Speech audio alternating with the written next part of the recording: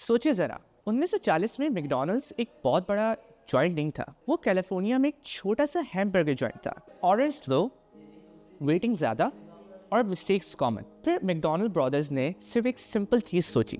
उनका ज़्यादा पैसा सिर्फ बर्गर्स, फ्राइज एंड शेक से आता था। बाकी सारा मेन्यू सिर्फ और सिर्फ एक नॉइस था। एड्स ज़्यादा करने के बजाय उन्होंने अपने पूरा सिस्टम ही बदल डाला। किचन, प्रोसेस और मशीन्स। गोल सिर्फ एक था, स्पीड। जो बर्गर पहले मिनट्स में बनता था अब सेकंड्स में बनने लगा। प्राइसेस नीचे और वॉल्यूम ऊपर।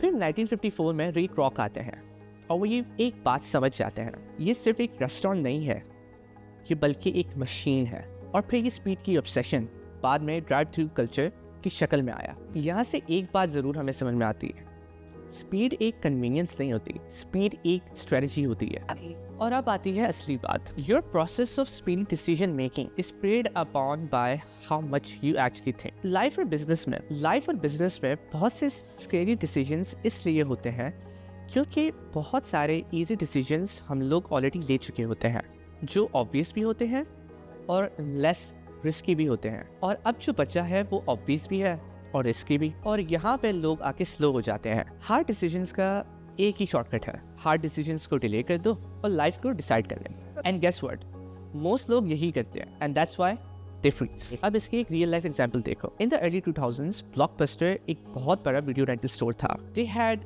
A lot of customers, they had a lot of revenue, but they were not very fast in their decision making style. Netflix जब आया, they saw the process and they saw the speed. Blockbuster के पास एक choice थी, या तो वो अपना profitable system तोड़ देते या फिर वो वेट करते। तो उन्होंने वेट किया। रेवेन्यू बनाने के चक्कर में उन्होंने अपना फ्यूचर सेक्रीफाइस कर दिया और इसका रिजल्ट नेटफ्लिक्स फास्ट था और Blockbuster frozen. This is why the speed won. In the same way business में हर डिसीजन एक ट्रेड ऑफ का होता है। तुम या तो आज अनकंफर्टेबल हो या कल इररेलेवेंट। दोनों साइड एक कॉस्ट है, बस डिफरेंस यही है, एक कॉस्ट इमीडिएट होती है और दूसरी साइलेंट। अब एंटरप्रेन्योरशिप की एक ब्रूटल सच्चाई सुनो। तुम अपने पैशन की वजह से जंप नहीं करते, तुम तब जंप करते हो जब तुम्हारा प्रेजेंट पेनफुल लगने लगे और हर रास्ता फिर अच्छा लगने लगे। सोचो जब तुमने अपनी जॉब छोड़ी थी, तुम्हें पैसा चाहिए था और तुम्हें फ्रीडम चाहिए थी, लेकिन स्टार्ट में हुआ क्या,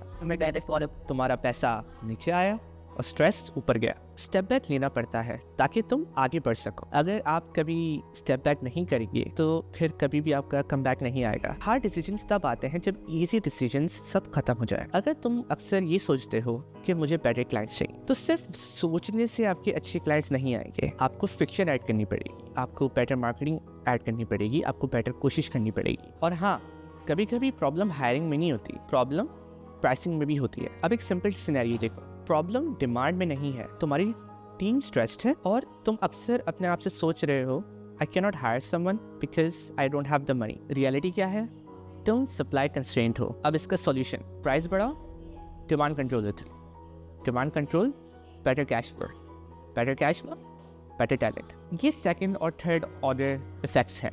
हर स्टेप रिस्की लगता है, लेकिन व्हाट्स द अल्टरनेटिव, स्टक रहना। छोटे बिजनेसेस अक्सर यही गलती करते हैं, एड्स पे स्पेंड कैप कर लेते हैं और फिर ROI का डिक्रीज होने से डर जाते हैं। रिलेटिव रिटर्न शायद कम हो जाए लेकिन एब्सोल्यूट प्रॉफिट हमेशा बढ़ता रहता है। अगर कोई कहे 10,000 दो 1 लाख बना दूंगा, अमेजिंग। अगर कोई कहे 1 मिलियन दो तो 2 मिलियन बना दूंगा। परसेंटेज शायद कम है लेकिन प्रॉफिट ज़्यादा है और स्मार्ट लोग दूसरी डिसीजन लेते हैं। अब सबसे डेंजरस बात सुनो, जितने केपेबल तुम हो उतना ज्यादा रिस्क है स्प्रेड थिन होने का, क्योंकि तुम डिसेंट लेवल पे सब कुछ कर सकते हो लेकिन तुम एग्रीगेटेड अपसाइड लूज कर देते हो। प्रॉब्लम ये है कि लोग गार्डन प्रून नहीं करते, ब्रांचेस कट नहीं करते ताकि ट्री ग्रो हो। हार्ड डिसीजन एक बैड साइड नहीं होता, वो बस एक साइन होता है कि तुमने सारे इजी पाथ्स ऑलरेडी चूज कर लिए हो। आगे जाके सारे डिसीजंस इरिवर्सिबल होते हैं और उस वक्त तुम्हें सिर्फ एक ट्रेड एक्सेप्ट करना होता है, क्योंकि अगर तुम लाइफ में सब कुछ चाहते हो तो तुम्हें लाइफ में कुछ भी नहीं मिलता। पिक करो,